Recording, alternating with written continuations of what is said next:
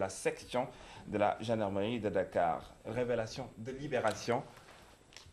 Ndeye, l'ancienne administratrice du Fonds de promotion économique, Ndeye Khady Gueye, est en garde à vue depuis hier. Elle est mise en cause dans des malversations présumées portant sur 7 milliards de francs CFA. Également sur la manchette de l'IB, gestion Diakhaï, Oumar Sarr à la DIC ce matin, suite à une plainte de l'entreprise EMG, Samuel Sarr est aussi en garde à vue.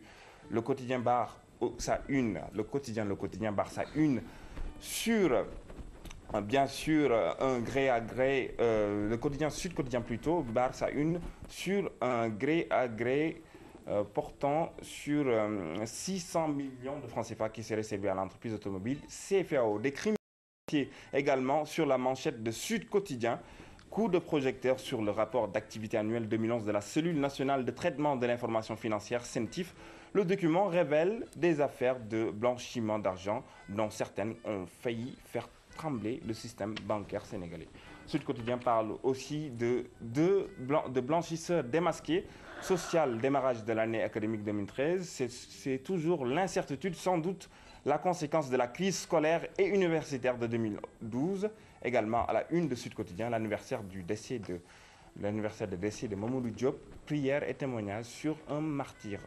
Le journal Le Quotidien renseigne même à sa une que le chef de l'État a accordé une pension à la famille du défunt. Nous sommes vraiment à la une du journal Le Quotidien. Le courant passe donc entre le chef de l'État et la famille de Mamadou Diop. C'est loin d'être le cas des Sénégalais qui sont victimes de délestage de l'électricité dans l'air. Dans l'air de ces Sénégalais, le courant, l'électricité est chargée l'air est chargé d'électricité plutôt. Et face au jeu communicationnel tendant à faire croire que la situation est maîtrisée, le président Macky Sall monte au créneau et reconnaît que le problème est beaucoup plus structurel que conjoncturel et demande au Premier ministre, en relation avec le ministre de l'Énergie et des Mines, de mettre un terme au délestage. Écho du Conseil des ministres d'hier, marqué par des nominations. Cheikh Tidiane Kassé hérite du comité scientifique du 15e sommet de la francophonie qui doit se dérouler à Dakar. Alioune Tine préside le comité sénégalais des droits de l'homme. Défi énergétique sur la manchette de Soleil. Le président donne des instructions pour mettre fin au délestage et accélérer l'électrification à faveur de 3200 villages d'ici fin 2013 et pourquoi pas faciliter le développement du biocarburant dans le monde rural. On n'est jamais sûr avec les combustibles classiques. Les journalistes et animateurs du groupe Futur Média ne diront pas le contraire. De l'eau dans le gaz entre eux suite aux révélations sur les grandes disparités salariales et là d'être accusé de faire l'objet de traitements de faveur. C'est à la une bien sûr de grandes places. Les animateurs font parler leur CV. Nous ne sommes pas des cancres à la une de grandes places. Vous allez surtout plus vous n'allez pas en retrouver des cancres dans la tanière, d'autant que la sélection des joueurs procède d'un choix rigoureux axé sur la performance et l'efficacité en club. Et on serait ravi de voir Mohamed Diamé sous son vrai visage à la une de Wasport. Également sur la manchette du quotidien sportif, Mamadou Niang signe son retour en Europe avec Beşiktaş, le club turc. Tout le sport s'interroge quant à lui sur comment faire jouer les Lions. Parole au technicien. L'ancien directeur technique national répond qu'il faut choisir les joueurs complémentaires. Une question aussi à la une de Stade, Mayacine Mar, dans le choix de Boubacar Gadiaga comme entraîneur adjoint de l'équipe nationale. Mayacine Mar a-t-il été désavoué par Alain Giresse? Le quotidien Stade s'interroge sur le choix, bien sûr, de Boubacar Gadiaga comme adjoint d'Alain Giresse. Sunu Lamb en rouge écrit février de tous les dangers, des affiches alléchantes en lutte. Modou Anta, Lagrose, Pakala Elton, Site Maloseras, des affiches alléchantes en lutte. Programme aussi alléchant, en tout cas revue des titres qui donne une idée, un avant-goût de ce que sera ta revue de presse tout à l'heure? Exhaustive. Bon, pas exhaustive, mais quand même qui est détaillée de tout ce qui fait l'actualité dans nos canards, comme tu as dit. L'actualité de nos canards. On garde le même rythme. On parle de la ritournelle qui s'exprime au rythme des gardes à vue, des allers-retours à la section de recherche de la gendarmerie de Dakar. Les ténors de l'ancien régime suivent la cadence de la justice. Révélation de libération. Depuis hier, Ndeye Khady Gueye est arrêtée. L'ancienne administratrice générale du Fonds de promotion économique FPE est en garde à vue sur une affaire de malversation présumée portant sur 7 milliards de francs CFA.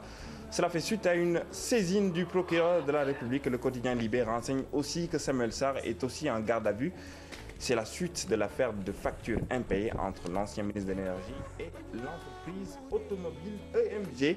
Le montant porte sur 100 millions de francs CFA. Le délai de paiement étant expiré, Samuel Sarr a été convoqué. Selon Libé, l'ancien ministre de l'Énergie est une victime dans l'affaire, obligé qu'il est de payer pour Wade. Mais on est loin du crime financier à grande échelle dont Sud Quotidien nous fait l'écho. Blanchisseur démasqué du grand banditisme. Le rapport annuel 2011 de la cellule nationale de traitement de l'information financière révèle des cas graves de recyclage de fonds issus de l'argent, de la drogue ou même d'une faillite organisée de sociétés en Europe. Des sordides affaires de blanchiment d'argent traitées ou en cours, de quoi même faire trembler le secteur bancaire. Dans Sud Quotidien, Mbour, anniversaire du décès de Mamadou Diop. Prière et témoignage sur le martyr tué, on se rappelle, le 31 janvier 2012. Révélation est faite sur le statut de pupille de la nation octroyé à ses enfants et une intégration du disparu dans la fonction publique pour l'octroi d'une pension.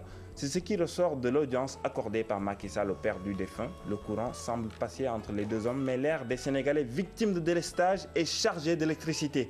Le quotidien nous renseigne que face au jeu communicationnel, on est bien à la une du quotidien, le quotidien qui nous renseigne que face au jeu communicationnel tendant à faire croire que la situation est maîtrisée, le président Macky Sall monte au créneau et reconnaît que le problème est beaucoup plus structurel que conjoncturel. Instructions sont données au Premier ministre et au ministre de l'Énergie de mettre un terme au délestage. Un ambitieux programme à la une également du quotidien de service public Le Soleil, qui met l'accent sur l'urgence de l'heure, l'électrification de 3200 villages d'ici fin 2013 et pourquoi pas faciliter le développement du biocarburant dans le monde rural. On n'est jamais sûr avec les combustibles classiques. Journalistes et animateurs du groupe Futur Média ne diront pas le contraire. De l'eau dans le gaz entre eux, suite à des révélations sur les grandes disparités salariales à la une du quotidien Grand Place. Les animateurs font parler leur CV. Nous ne sommes pas des cancres. Coup de projecteur sur le background académique de Fatimou. Une belle voix qui a comme diplôme une licence en sociologie décrochée, s'il vous plaît, à l'université Cheikh Anta Diop. Sista Thiaba et Niatam n'ont certes pas fait de longues études, mais elles sont quand même allées jusqu'au bac, formées à bonne école et le traduire en actes sur le terrain. On n'en demande pas moins aux joueurs de l'équipe nationale. Le quotidien Tout le Sport s'interroge comment faire jouer les Lions. Réponse des techniciens. Amsatou Fall, ancien directeur technique national, parle de la nécessité de choisir des joueurs complémentaires. Roger Mendy préconise qu'il faut donner du temps à Giresse et permettre ainsi aux Lions de rebondir dans le mercato d'hiver des anciens. Donne le ton, Mourinho rebondit au club turc Beşiktaş après un séjour doré au golf auquel il n'a cependant pas mis fin. Le club qatarien Al Sadd l'a prêté pour 6 mois, la même durée de contrat entre David Beckham et le PSG. Tout le sport parle de Spice Paris, en référence bien sûr au statut de mari d'une Spice Girls Victoria. David Beckham, plus qu'un coup sportif, un coup marketing au PSG. On ne connaît pas le montant du transfert, encore moins le salaire de David Beckham, mais on sait tout de même que le joueur a choisi de consacrer ses 5 mois de rémunération à une œuvre qualitative. Le football est parfois noble. C'est vraiment altruiste.